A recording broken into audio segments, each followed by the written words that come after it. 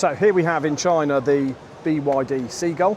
BYD is obviously a brand that we are beginning to know quite well in the UK with a number of vehicle launches already.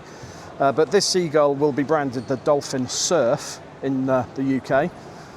And it's an A segment or a large A segment vehicle that's going to come in at around, we believe, 18,000 or sub 20,000 pounds.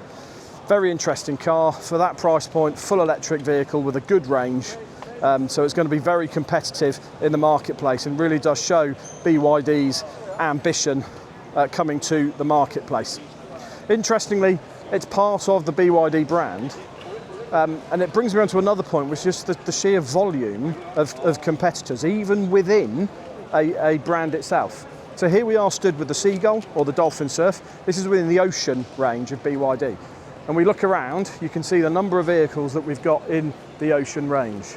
We've got SUVs, large SUVs, compact SUVs.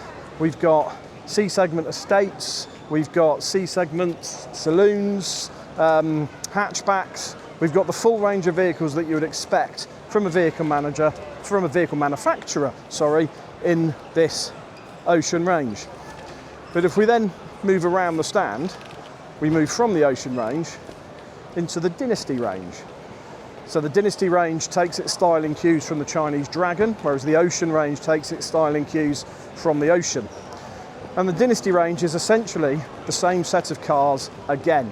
We've got similar size SUVs, we've got similar size B segment, C segment, large SUVs, etc.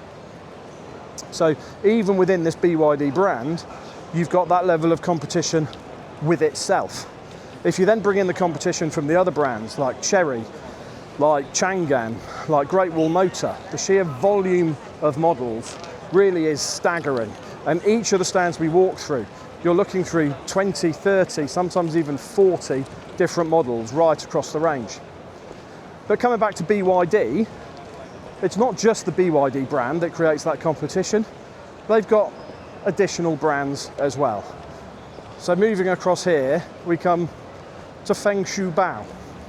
Now, please don't quote me on the pronunciation of that, but Feng Shui Bao is their utilitarian 4x4 brand. Now, utilitarian is a loose term because these really are still quite high-end. We'll see if we can approach this U8 and open a door. Not U8, sorry. I'm not sure. We'll find out when we walk around. But again, you can see the quality of the interior and finish. And as Simon's recording now, I'm going to walk to the back and tell you which vehicle this actually is. It is the Feng Shui Bao 8. So it's not the U8, it's the 8. So I was half right. But again, the quality, not really utilitarian, but this is their utilitarian 4x4 brand. So walking through, again, you've got the large SUV, you've got the mid-size SUV, and you've got the compact SUV, competing with the Dynasty and the Ocean ranges from BYD that we've just seen. So they're creating brands which compete with brands. It's a very interesting concept, but again, they're selling cars. Is that something to do with the fact that the size of the market here in China can satisfy these number of vehicles? So yeah, it's an interesting way to go, but it's what all of these manufacturers are doing, and it does seem to be working. We then move on to Yangwang. Now, Yangwang may be a brand that people are aware of because you have the U8 at the front here, the Range Rover Beta, circa £120,000 car that's all over YouTube, swimming. So this is the car that for up to 30 minutes can float and actually power itself through water should it need to in an emergency. Behind that U8, you've got the U7. So the U7 is an S-Class 7 Series competitor. Very impressive car. It's got electric motors in all four corners, which means it's incredibly maneuverable, incredibly powerful, but also built to rival those big European limos in terms of comfort. And then we come to the U9. So the U9 really is a hypercar, circa £200,000, full carbon tub, fully electric, 291 kilometre an hour, incredible acceleration machine. The interesting piece with this car is that it actually has the ability to jump. So again, they've demonstrated on videos here at the show the vehicle jumping over potholes, jumping over obstacles in the road. Only clears kind of 2 or 3 inches off the ground, but at 120 kilometers an hour, it can, using its suspension system, cause the entire vehicle to jump.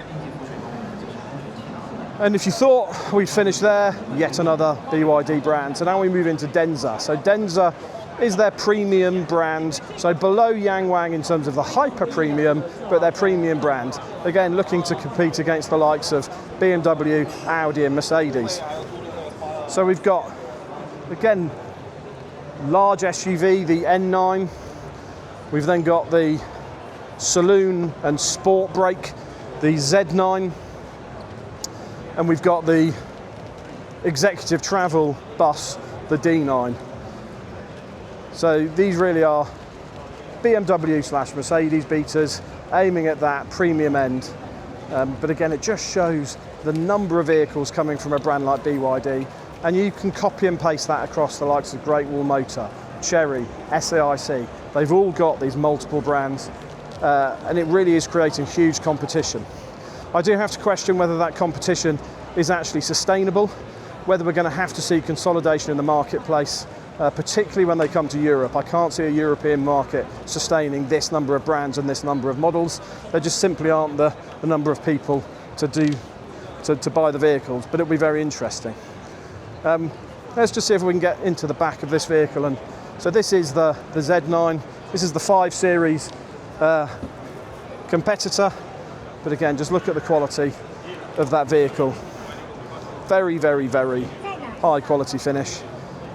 Multiple screens across the front of the vehicle, massaging seats, very comfortable seating, very, very high-end interiors. We've got active spoilers on the rear of the vehicle. And then if we look at the fit and finish around the back of the vehicle, you can see all of the seams are covered. Really very, very high-end finish. Even detailing like sealing around the hinges. So it's tightly sealed around where the hinge is. It's really very, very impressive in terms of quality. Fit and finish, really, really very, very, very good. Very thick piece of board. It's on a par, if not better, than you would see in those premium European brands.